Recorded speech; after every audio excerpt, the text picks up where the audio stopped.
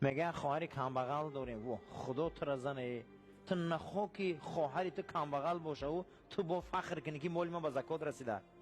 این گونه زکات حرام جمع کردنش.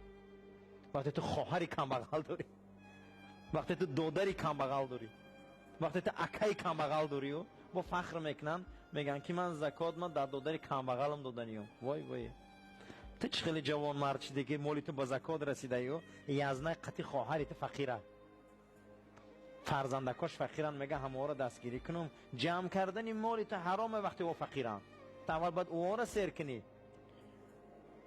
جناب پیغمبر گفت ایمان هیچ کس کامل نمیشه از شما وقتی که شما خوراک گرم میخوره و پوشاک ملایم میپوشه، خیش و اقربای شما میگه ما این نداریم و خوراک نداریم.